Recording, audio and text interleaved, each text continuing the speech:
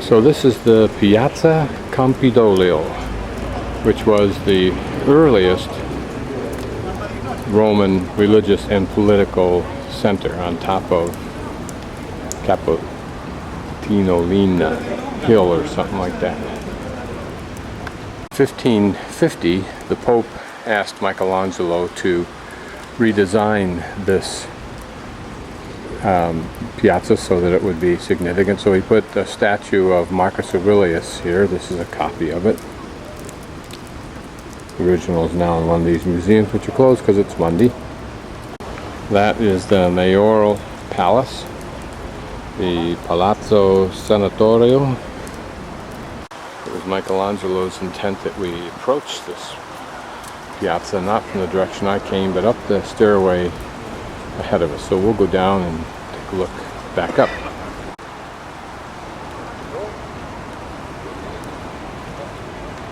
So this is where we are. Stairway behind me, and ahead of me is the mayoral palace, and then on either side are the museums. Musei Capitoline.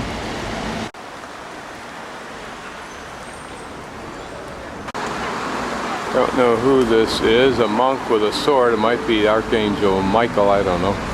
So this is how Michelangelo thought we would see this. Notice the statues on top of the building. Notice the statues on top of the buildings.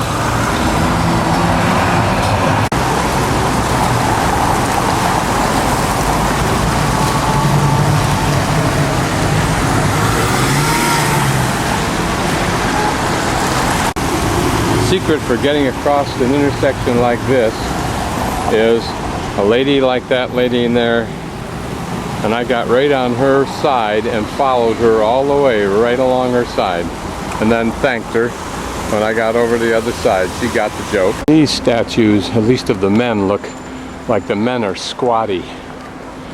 They have very large heads, and it seems like the torso is larger at the top. And maybe that was an optical illusion that whoever made these wanted. Look at a couple of the other statues. This one in particular I want to look at the detail of. I'm guessing it's made out of cement. Maybe it's a copy of something that's in the museum.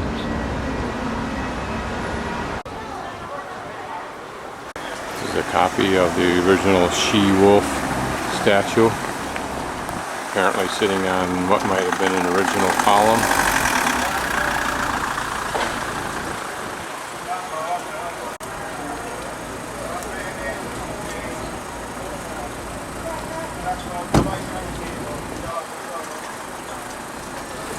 Romulus and Remus.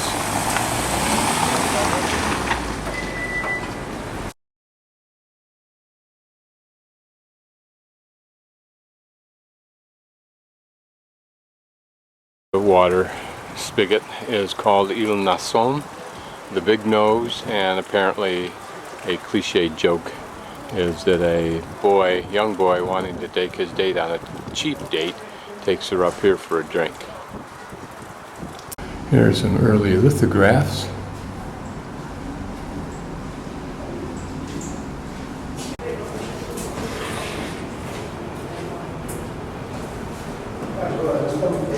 Steps I climbed earlier there on the right.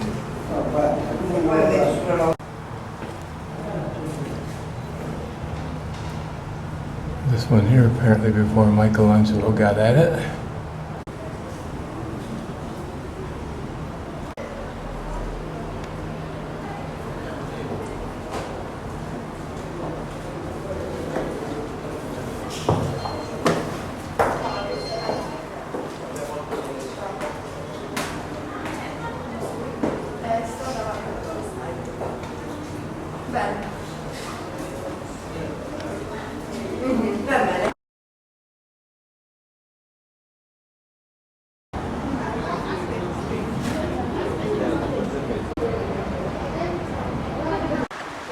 Another view of the Forum, and there of the Colosseum in the distance. And then I wonder what that building is way back there.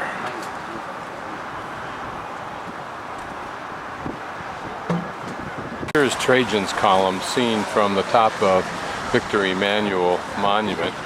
And as I pan around, those are Trajan markets, which I did not find earlier. Now that tower above Trajan markets was the Torre di Fil Milici, and as Rick Steves' guidebook suggests, these had no military use. Their purpose was to brag, show evidence of power of some sort.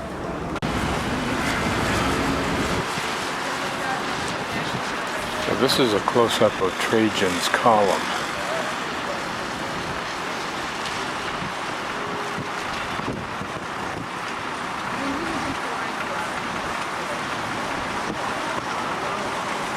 And then this whole set of ruins, which I don't know what it is, but I walked by it on an earlier day when I was en route to the Colosseum just for a walk.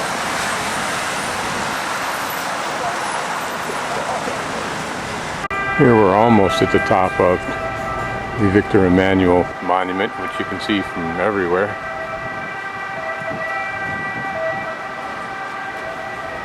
We'll go up a little higher in a few minutes on the elevator, but this is the largest equestrian statue in the world, apparently.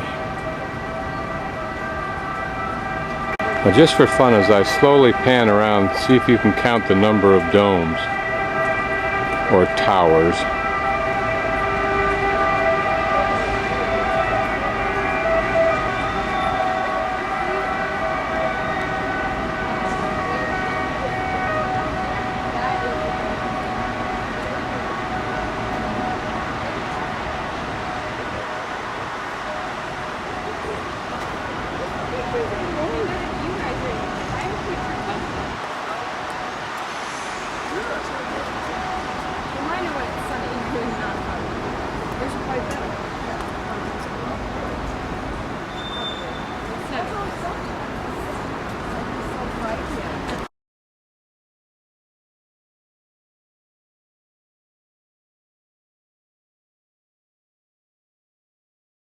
An impressive set of columns.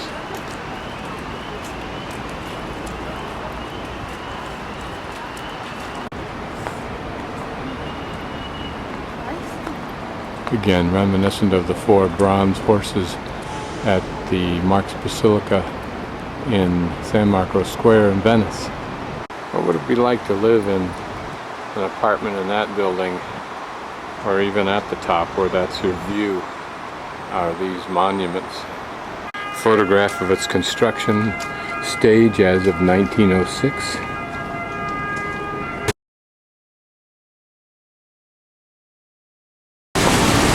Not far from the Victor Emmanuel Monument, in that building there, in that innocuous, benign balcony, is where Mussolini revved up the masses for his joint venture with Hitler. The irony is he was allied with the Allies at first and copped out. Here we're looking at original floor level. This was an apartment house that was built into the Capitolino Hill.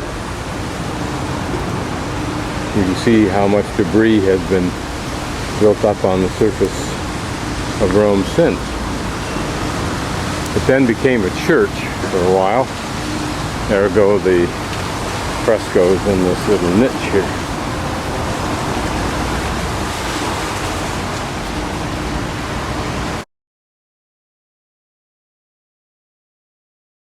Close-up view of Trajan's Market. You can imagine people coming through this, what would have been a long row of columns there, perhaps sitting on those steps.